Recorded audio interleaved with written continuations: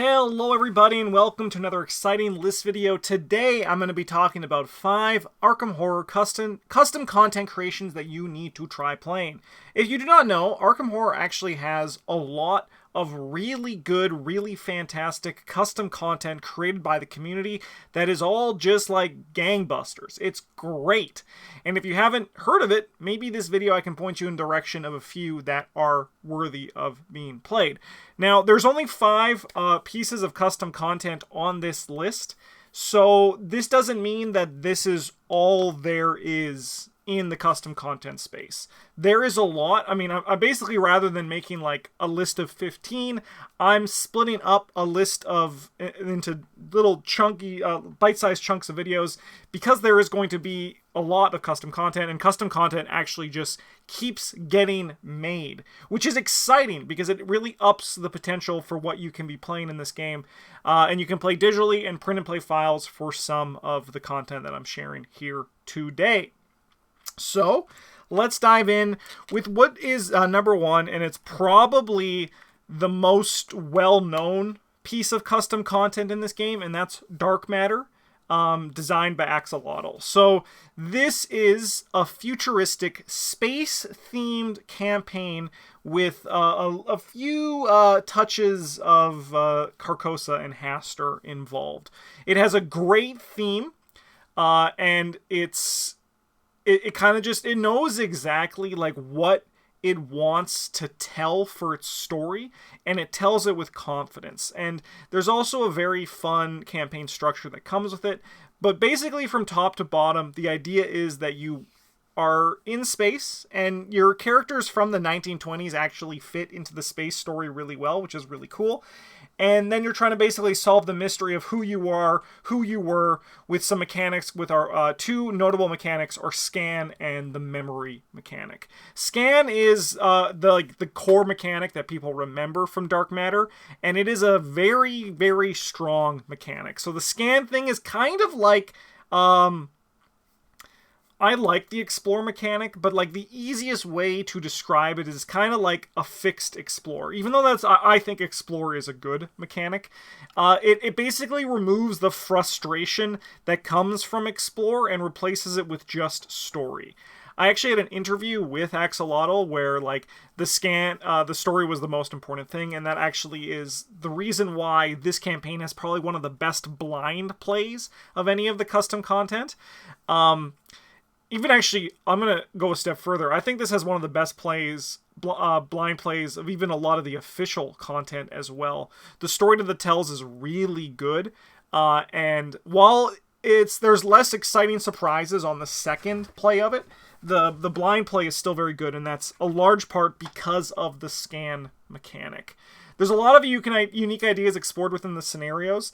None of the scenarios feel like the same kind of thing. They also all explore the Scan mechanic in different ways for the most part, which is really cool. So like there's a lot of good replayability in terms of like even just kind of like very loosely the campaign structure. It can change things up a little bit.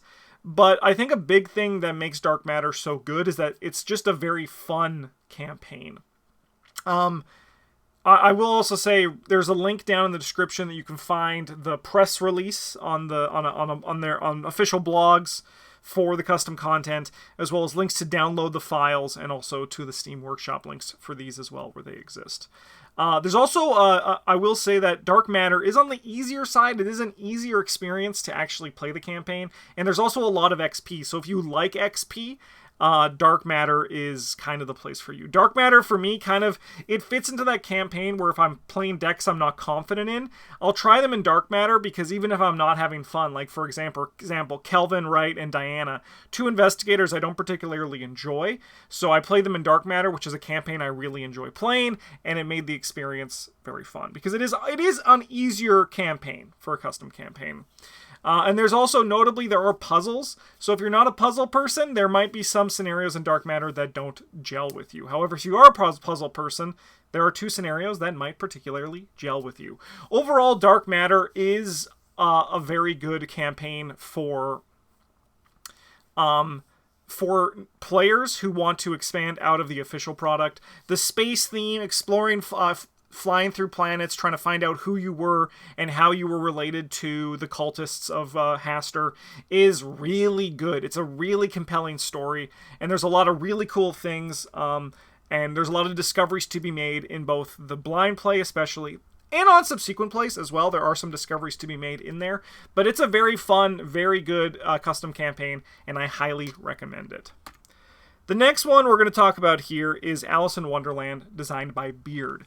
So this one is another custom campaign that I'm starting with two custom campaigns that I think are like I want to call them the bread and butter custom campaigns. They were like the first big ones that I saw anyway. There was a lot of communication about online and recommendations. I've only played Alice in Wonderland once, but it is a very fun experience. There is a great blend of the Arkham mythos and Alice in Wonderland. So the kind of the pitch for this one is basically things are going mad in Wonderland, madder than they normally will, because of an influence of a certain bad character from the mythos. And then you are responsible for either helping or hindering Wonderland as you explore it to try to save Alice herself. It's a really cool blend of an actual piece of fiction and the Arkham mythos. One thing that I think Beard, who is a very prolific custom content designer, is especially good at, which is blending real and the Arkham fiction into an experience that actually, like, gels. The main mechanic of this one is there's kind of like two big things. I'm going to talk about the Cheshire Cat first. So this the Cheshire Cat is is a permanent card that, as you can see at the bottom of the screen, and it can help and hinder you. So it's like a perfect mechanic, and it can kind of just flip unexpectedly. Basically, this damn cat who's like always smiling and grinning at you, and suddenly, he's no longer working with you, but then suddenly he's back on your side. So it fits very perfect without being particularly fiddly. And that's one of the things that, with custom content, when you get into it, a big thing is that because this is not designed like official content where you have things where, like, it's kind of meant to just be... The reality is that custom content is designed to not make money, right? Like, it's like they're not making money on this, and so there is more exploration that you're not going to find in product that is released to actually officially make money. And I do think that Alice in Wonderland kind of has that in spades. There's a lot of variety in scenarios that really explore what Arkham can offer. And what I think that's really good about this is that some players, while they might not like that thing, there are also some players who love that kind of thing, and they really like those mechanically dense, really turning Arkham on their head scenarios, and Alice in Wonderland does have that, but it also has those traditional kind of just Arkham experiences: move, get clues, fight dudes. There's a very fun campaign structure in Alice in Wonderland that leads to diversity on replays. This exists both in the campaign structure itself, which I'm not going to say because it's a loose spoiler, but there is a very unique campaign structure to Alice in Wonderland. However, there's also a thing where between each scenario, you have to, you basically get the choice to help or hinder Wonderland, the residents of Wonderland, and that can change how things go as well. One thing I also got to shout out is that Beard is a really good writer at the scenario text between scenarios, and they really brought in that feeling of the Alice in Wonderland writing the Lewis Carroll, I believe. I hope I don't sound like an idiot. And it's like, oh no, I'm pretty sure it's Lewis Carroll, who wrote Wonderland and has that kind of style in the writing, and it really embraces its source material, which again I think is a wonder for this kind of thing.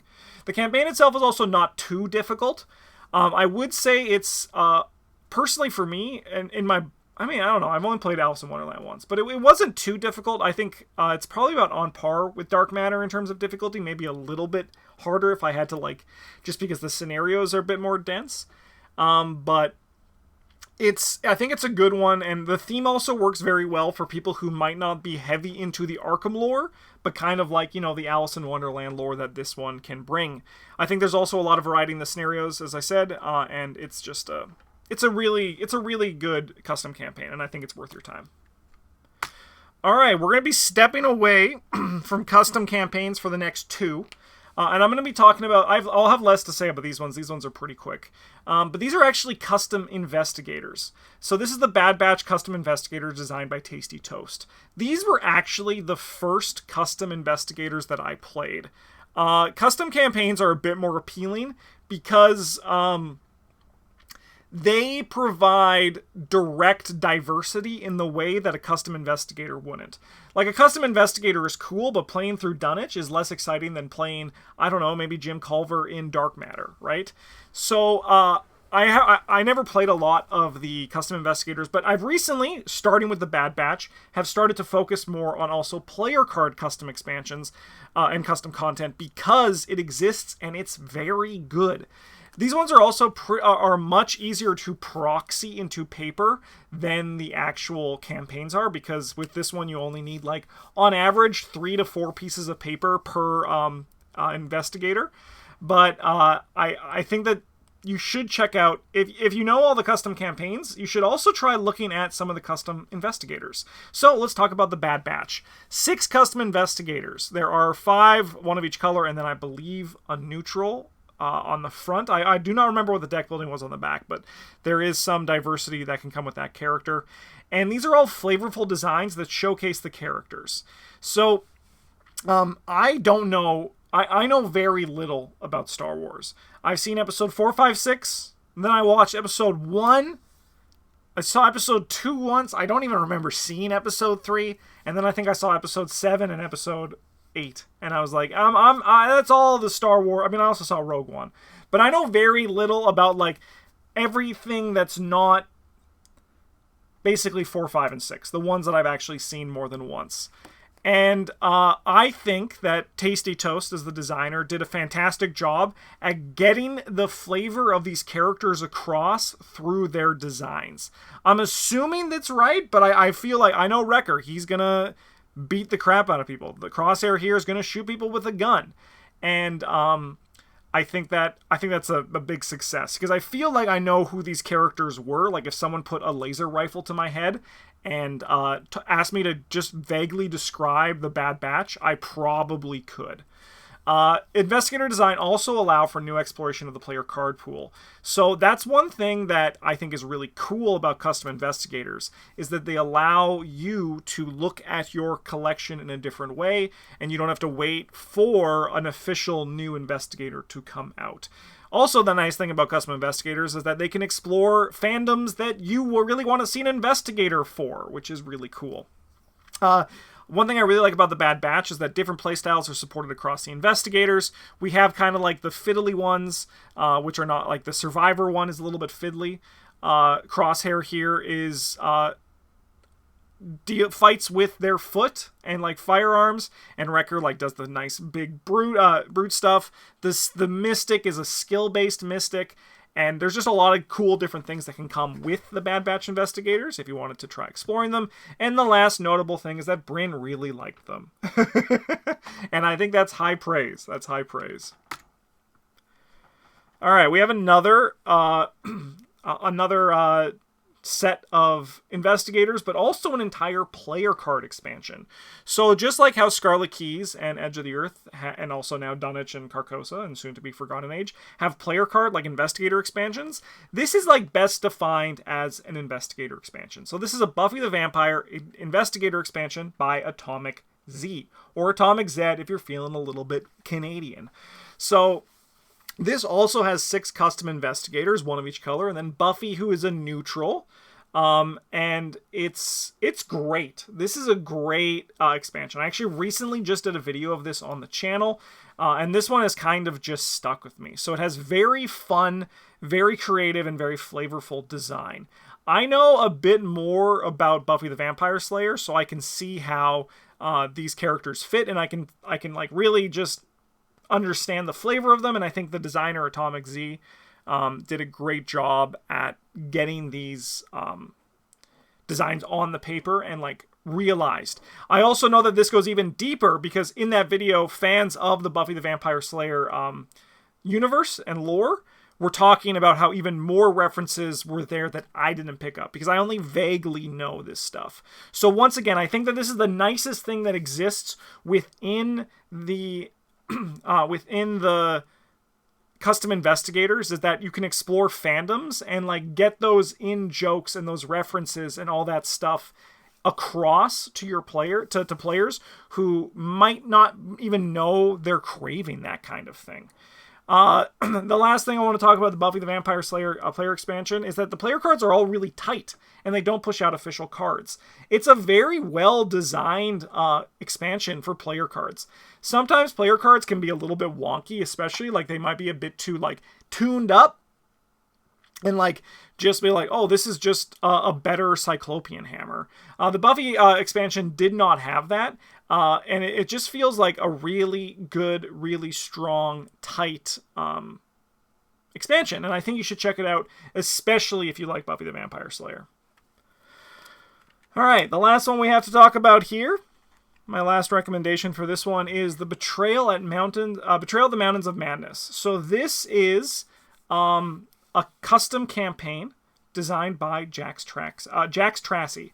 So this is a very unique one. So, as I said earlier, some custom campaigns, custom scenarios can be a little bit, there can be a lot of moving pieces, right? And while I think that Betrayal Mountains of Madness is very good, I think it is I really have fond memories of playing this campaign. There is notably a lot of moving pieces. So if you like your Arkham to be a little bit more simple, Betrayal of the Mountains of Madness is probably not for you. However, if you want an immersive, story-based experience with a lot of pieces that you need to manage, but it's ultimately very rewarding in the end, I think Betrayal of the Mountains of Madness is a very good campaign for you to check out. So this is a great theme that provides an alternate edge of the Earth. So it's the same kind of thing. It's down in Antarctica. There is the city of the Elder Things. There's a lot of lore that's going to like explore the kind of similar idea, but in a much different way, along with things that we will never see in an official Fantasy Flight Games product. I might be talking about the Nazis. So there is a lot of cool stuff that's explored, and it's a very nice, fun, flavorful alternate to Edge of the Earth. There is a lot of reading between the scenarios. However, that reading is very good. I think Jax Tracy is a very good writer, and I think that it's probably some of my favorite writing within this game that I have personally read. So like that's like the thing. Once again, like I'm going to be upfront and say there's a lot to this campaign. There's a lot of pieces. I actually haven't played it since a few redesigns. I think there was some tweaking. But even when I played it, it was I still think fondly and have a lot of memories about that campaign because of the stories that it was telling. The scenarios are incredibly immersive, as I said, but there can be a lot going on. And the scenarios can also be incredibly tough. So this one actually, I would say of the three that I talked about today for difficulty, I would say that Betrayal of the Mountains of Madness is probably the one that's the most difficult. But it's still very doable. But there can be moments where it can be a little bit tricky. And this is further compounded by the level of complexity that is required to focus on all of the moving pieces that are part of the campaign. One thing I do like as well is that you can kind of see just over there, zoop, is Daisy Walker as an asset. And this is actually a fun little thing where investigators can appear as assets in the game as part of the story. I need to replay this one. It's a really good time. It also has my personal favorite custom scenario that I've played in all of it. While there is a lot of fantastic custom content, there is one scenario in this campaign that is notably my favorite that I've played. And while this one isn't for everybody, I do think that it is still heavily worthy of a recommendation, and that's why I include it as the fifth and final recommendation in this video of 5 pieces of Arkham Horror custom content that you need to try playing. There will be another one of these videos in the future, because, well, there is new custom content coming out all the time. And I also like, I like exploring and playing it, and I like putting a spotlight on these custom content creators who are making awesome things. So there's probably some that you've seen on our channel that you're definitely going to see in the next episode when this comes out. Likewise, if you have made any custom content that you want me to check out, you can join our Discord and message me on it there. You can find the link in the Discord down in the description. You can email me at playingboardgames@gmail.com, and I will check it out once I'll put it in my schedule. This includes player cards. This includes custom campaigns. And then the last thing you can do is also just comment down below and let me know. Thank you so much for watching. Have a good one. And as always, a GG's.